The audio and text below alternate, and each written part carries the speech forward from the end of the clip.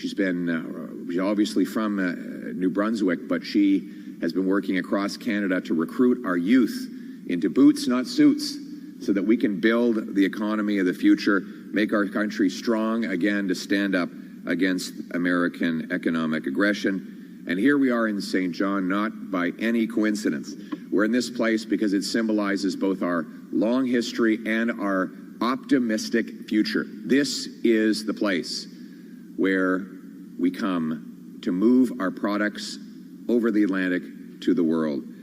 It is one of the great cities of the Atlantic that will be greater still and bigger and bolder into the future. Well, it's here today that we reflect upon the great East-West nation that John A. Macdonald dreamt of and began building. That's why Louis Saint Laurent built the St. Lawrence Seaway to open up the Canadian heartland to the world. These projects boosted our economy and guaranteed our economic independence. But I have a question. Do you think we could get the St. Lawrence Seaway open today? Do you think we could build the Canadian Pacific Railway today? Really, think about it. There'd be some environmental extremist like Stephen Guilbeault, or maybe Gregor Robertson, the new Liberal candidate, former Vancouver mayor, who'd be chaining themselves to a tree to prevent it from happening. And it would take a decade to go through a bureaucratic process that would never lead anywhere.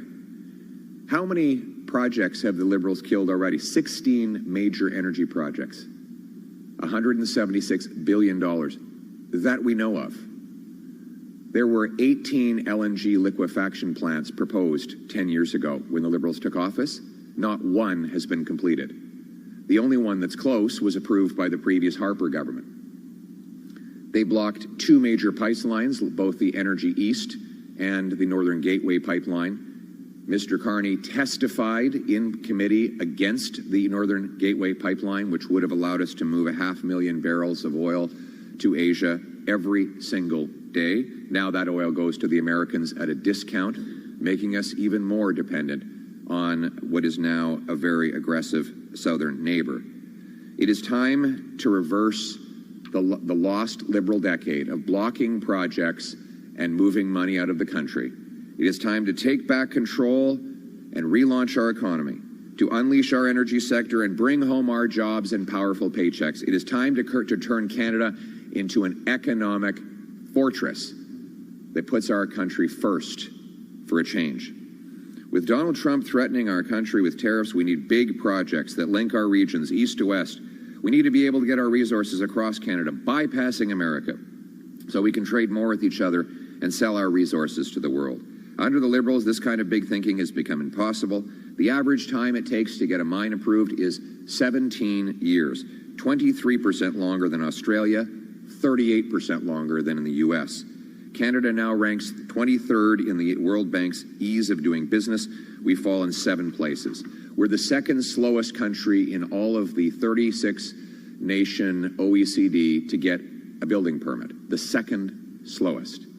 The Liberals' radical keep-it-in-the-ground agenda killed 16 major energy projects and billions of dollars. And then think of the number of businesses from around the world who don't even bother proposing a project in Canada because it is a waste of time and money under the Liberals' keep-it-in-the-ground economic policy.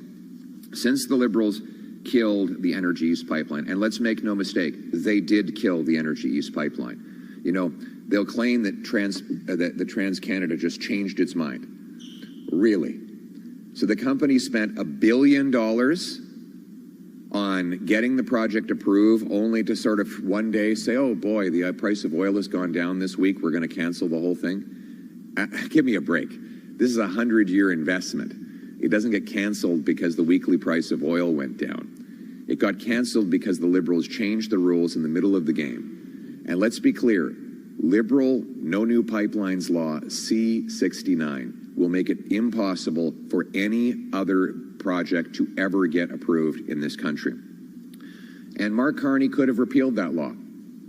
I encouraged him to reconvene Parliament after he won the Liberal leadership race and quickly, under emergency conditions, repeal C-69. He didn't do it. So it doesn't matter what he says about the law now. We know he doesn't mean it because he could have done it. It is a Liberal law that they passed, that they brought in, and that they have defended. And it is the same Liberal ministers, same Liberal MPs, same Liberal strategists, same Liberal promises that they made 10 years ago. If you vote the same, you will get the same by re-electing the same Liberal gang. The only difference now is they have a weaker and more compromised Liberal leader. While Mr. Carney was advisor to Justin Trudeau, he supported all of the same radical keep it in the ground policies, but not only because he believes in it, because he profited from it. By pushing resource projects out of Canada, his investments overseas and in the States become more profitable.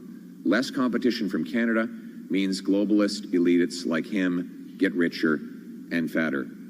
He supported his entire business career, so-called business career, was about defunding Canadian energy, convincing banks to stop lending to Canadian energy companies. He supported C-69. He still supports the energy cap. Just last week, one of his ministers said that they were going to keep in place a cap on Canadian energy production that doesn't apply in the United States. Even more billions will leave the country under that policy. Mr. Carney says he supports an industrial carbon tax. Again, a tax that applies on Canadian businesses but not on American ones, which will, this is another area where Mr. Carney and Mr. Trump agree. Both want to tax Canadian industry. With Carney, it's a carbon tax. With Trump, it's a tariff. But the effect is the same. It will drive tens, if not hundreds of billions of dollars south of the border because there is no such tax on the U.S. side. Mr. Carney supports the same policies that have driven $500 billion out of our country over the last decade of the lost Liberal period. And he will say anything he has to. He lied about the fact that he plagiarized 10 times in his thesis in order to get his degree. He lied about having moved his headquarters from Canada to the U.S. just 6 days after Trump threatened tariffs on our country. So you can count on him to say whatever he has to say in order to hold on and get the Liberals that fourth term in power. But under the Liberals, applications are lengthy and the economy is crashing. Why would any other company invest in this country with a long Liberal record of high taxes and blocking projects? But the good news is, we don't have to, after this lost Liberal decade, we don't have to elect them to a fourth term. We can choose change by putting Canada first with a new Conservative government that will axe taxes, build homes, unleash our resources, and bring home paychecks and production so we can stand up to the Americans from a position of strength. Today, I'm unveiling yet another concrete proposal to bring about that vision. Today, I'm announcing the Canada First National Energy Corridor, a pre-approved corridor that will allow our incredible businesses to build pipelines, transmission lines, rail lines, and countless other kinds of infrastructure that we need to break our dependence on the Americans, ship our resources to ourselves and overseas markets, bring home powerful paychecks for our country, and stand up for ourselves in a position of strength. Here's how it would work. First, we would use the model of the shovel-ready zone. That is to say, the permits would be pre-authorized. After consultations and environmental research, we would find the path that is safe for our citizens and for nature. Second, we would consult with First Nations, as is our duty under the Constitution of Canada. Third, we would lock down the permits and we would publish specifications and standards that companies have to meet so that they would do the projects in a responsible way that keeps everyone safe. Then the permits would be pre-published online and legally binding. In other words, the government would not have the legal right to reverse course and change its mind. This would remove the uncertainty. I understand why businesses after the lost Liberal decade would not want to take the risk of starting an application process that could cost them billions of dollars if they thought that maybe a future government would reverse course. That's why pre-approval is so important. pre-approving the project would mean that the companies could invest with certainty, knowing what they have to do and what they can build. This certainty will allow the private sector to do the building. It will allow our businesses to invest, hire, and grow. It would also allow us to become independent from the Americans, going around them directly to ourselves and to others. We can build Canadian pipelines with Canadian steel to deliver Canadian energy to a Canadian refinery, perhaps right here in St. John. And that will cause a massive economic boom. Billions of dollars will flood into our government coffers from the resulting economic growth, money that can be used to improve our failing hospitals and our schools, building roads and other infrastructure we need, defeating poverty and lifting up our people, giving new jobs to our young tradespeople, 350,000 of whom we're going to train up through our Boots Not Suits plan. It will mean a new era of prosperity, and it adds to a broader plan that we've been systematically unveiling. For example, just yesterday, I announced the Canada First reinvestment tax cut. Zero capital gains tax if you reinvest in Canada.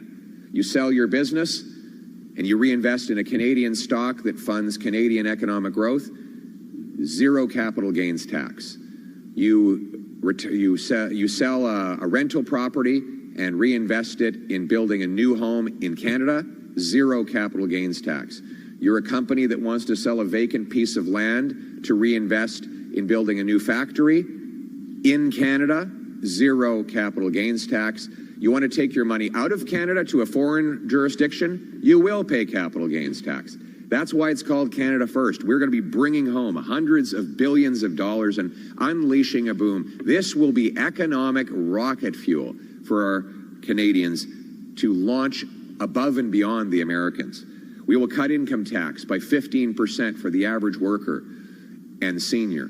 So that means that more of your pension and your paycheck will go home to your family rather than into government coffers. And speaking of home, we'll get rid of the GST. We will axe the federal sales tax on new homes, saving you up to $65,000 on a purchase or $3,000 a year in lower mortgage payments. And we will axe the carbon tax. But unlike the Liberals who brought in the tax and who are just going to hide it for the next month leading up to the election, we will axe the tax for everyone, for everywhere, for good, for real, for a change. We will unleash an incredible economic boom that will turn Canada into a fortress. We'll honor the legacy of John A. Macdonald and Louis Saint-Laurent by adding pipelines, power lines, roads, rail that bind the nation together. One nation, bound together into a united country, self-reliant, sovereign, standing on its own 2 feet and standing up to the Americans from a position of strength. The choice is clear. After the lost Liberal decade of costs and crime up and the economy down under the American thumb, can we afford to give Liberals a 4th term? Or is it time to put Canada first for a change with a new Conservative government that will axe taxes, build homes, unleash our resources to bring home our jobs so we can stand up to the Americans from a position of strength? Canada first for a change.